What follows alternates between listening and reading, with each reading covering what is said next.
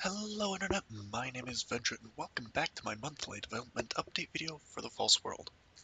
Now, last month I had said that I was primarily going to focus on doing networking stuff, but after talking with Joshman, he convinced me that it would be a better use of my time to continue working on client-side features.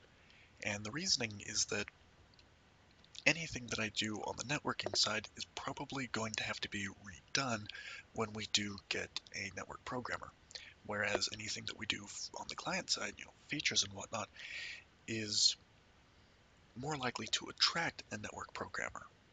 So it's in our favor to continue working on features. That being said, there is a lot to go over, so let's jump right in.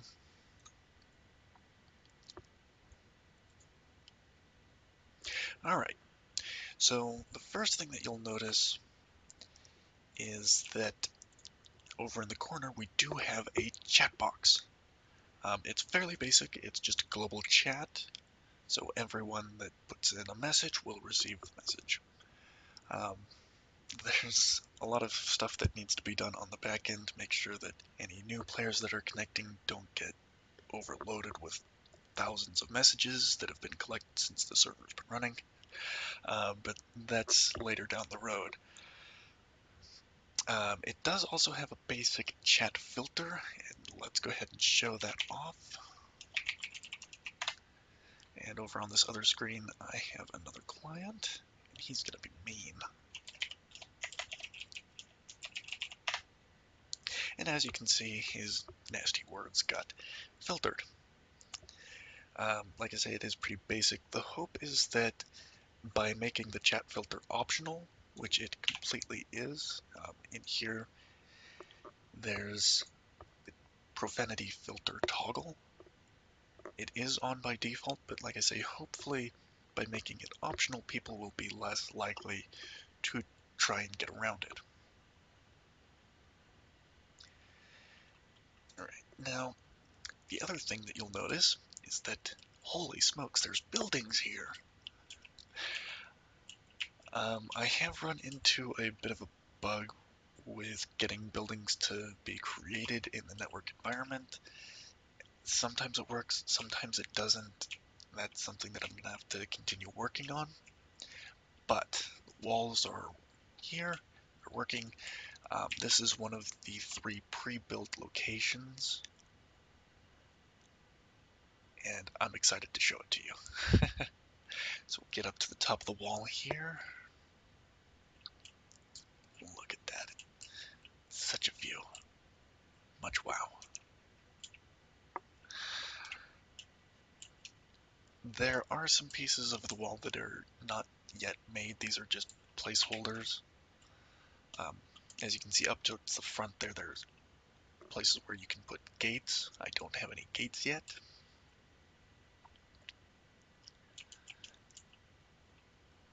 And let's come over here and take a look at our loot. So we've got item icons as well as an item information pop-up.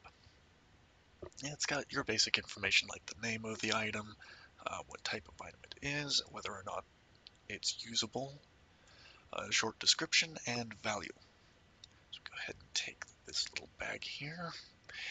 Another thing that I put in was item stacking. So here we've got these 2 items that are pine logs, and each of them has this count of 2. Pine logs are set to stack up to 5, so we'll take this one, drop it onto there, and there we go. Now we've got 4 pine logs, and all in one stack. And I'm going to take this tile, because this was a lot of fun. So, as we can see here, it's a small tile. It's a city tile. It is usable. It's a 34 by 34 meter tile, and it is used for expanding a city. Right click on that, and voila! Get this nice little item placement thing. Not sure what to call it. And if we could find an open spot, while I'm looking for an open spot, So this placement thing checks for a number of items. It has a checklist that it goes through. It has 5 points that point down to the ground to check how far it is up off of the ground. If it's too far, then it'll be red. If it's down below the ground, like this, it'll be red. You can't have it below the ground. Man, I'm just not having any luck finding an open spot. Another thing that it checks for is if it's overlapping with something like trees or another structure. Alright, I'm not having any luck finding an open spot. It also checks to see if it's too close to another city that is not part of that the player is not allied with. It also checks to see if it's right next to it, like this. Um, if this hill weren't so steep, it would be green right now, and we'd be able to build and expand. On the topic of buildings and expanding, all of the buildings have been enlarged. They were 8 meters on a side, square of course. They've been sized up to 14 meters on a side, and all of the additional buildings and all of the tiles that they go on have similarly been sized up. I'm just gonna log out and log back in here real quick.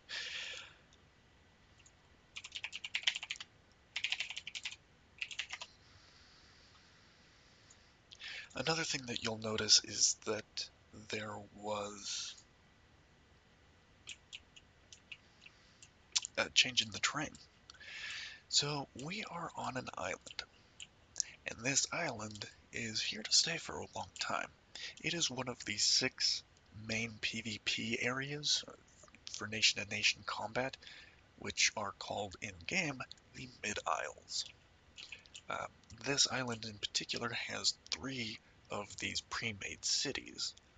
They'll be a bit bigger than this one currently is.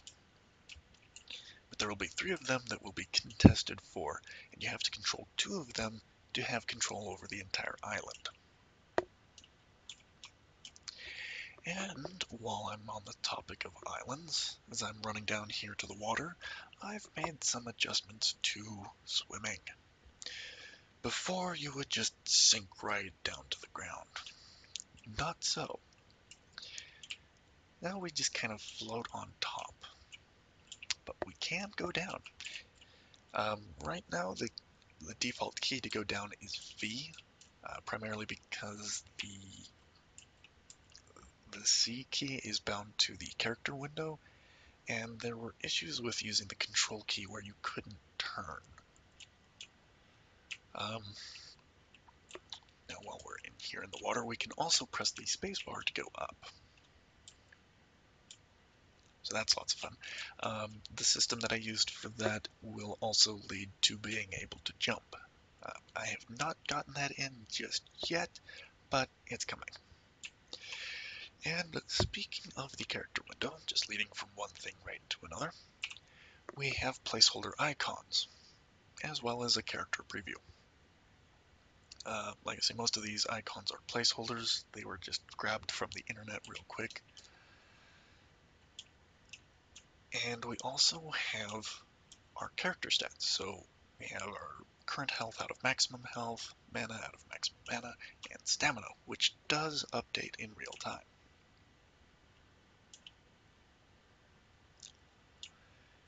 Oh, and I forgot to mention, with the changes that I made to the trees, that will lead to being able to harvest the trees, so you can chop them down. The system that manages the trees will also spawn new trees when one has been cut down after a certain period of time.